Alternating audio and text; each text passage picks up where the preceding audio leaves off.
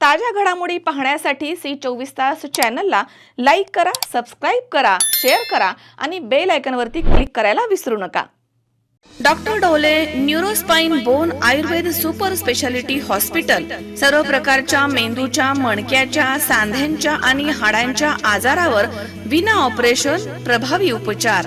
आजार paralysis, migraine, Parkinson's, एव्हियन, अव्हस्क्युलर necrosis, तसेच मानदुखी, कंबरदुखी, गुडघ्यांची झीज, मणका सरकणं, खांदे अडकणं, आमवात, स्पोर्ट्स इंजुरीज, सायटिका, तसेच मणक्यांमधील जागा कमी होणं। विशेष उपचार पद्धती पंचकर्म, नाडी परीक्षा, cupping therapy, physiotherapy, traction, acupressure, मर्मचिकित्सा, अग्निकर्म, विघ्नकर्म, तसेच ॲक्युपंक्चर, आधुनिक चिकित्सा। नमस्कार, मी डॉक्टर अमित डोले, MD आयुर्वेदा। माझे पश्चिम महाराष्ट्र प्रथमच असे संगमनेर येथे doctor Dole neurospine bone Ayurveda super speciality hospital आहे।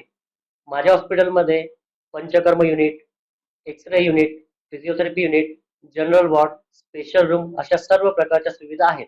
तर एकदा तुमच्या सर्व जुन्या आजारांसाठी हॉस्पिटलला अवश्य भेट द्या।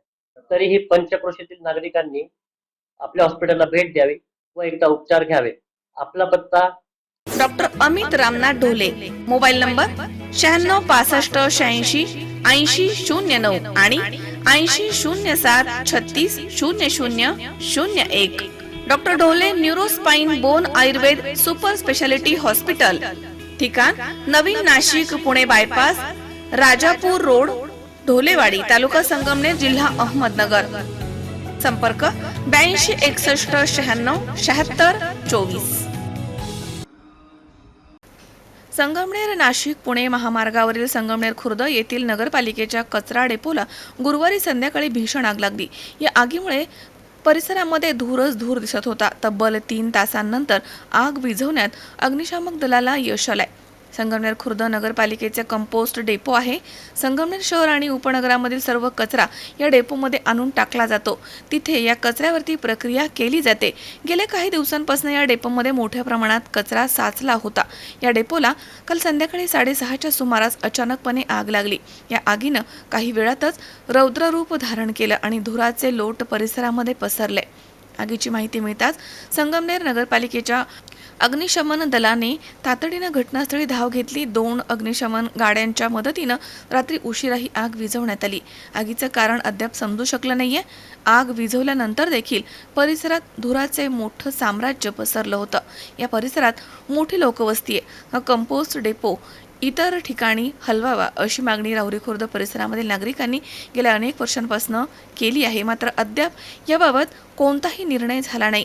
हा वाद न्यायालयामध्ये प्रलंबित आहे।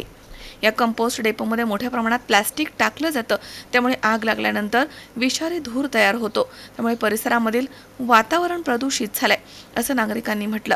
या कंपोस्ट डेपोमध्ये मोठ्या प्रमाणात कचरा टाकला जातो। कचरा टाकण्यासाठी जागा शिल्लक नाहीये, त्यामुळे जाणीवपूर्वक आग लावण्यात आली आहे अशी शंका नागरिकांनी व्यक्त केली आहे। या कंपोस्ट डेपोमुळे परिसरामधील नागरिकांचं आरोग्य आता धोक्यात आलंय। हा कंपोस्ट डेपो अन्य ठिकाणी हलवावा अशी मागणी नागरिकांमधनं केली जाते। याबाबत संगमनेर नगरपालिकेचे मुख्याधिकारी रामदास कोकरे यांनी म्हटलंय की उन्हाळ्यामध्ये कचरा आपोआप पेट घेतो, त्यामुळे कंपोस्ट डेपोला आग लागण्याची शक्यता आहे। आज कंपोस्ट खताच्या इथं आज आपल्या कचरा डेपो या ठिकाणी आग लागली होती। ही कशामुळे लागली? उन्हाळ्यामध्ये कचरा डेपोला आग लागत असते। काल पण घुलवडीला आग लागली होती। कचरा डेपोमध्ये मिथेन गॅस तयार होतो आणि उन्हाच्या त्याच्यामध्ये उष्णता तयार होऊन त्याची आग लागते। त्याचप्रमाणे आज पण संगमनेर नगरपालिकेच्या संगमनेर खुर्दच्या कचरा डेपोला संध्याकाळी 7-7:30च्या दरम्यान आग लागली।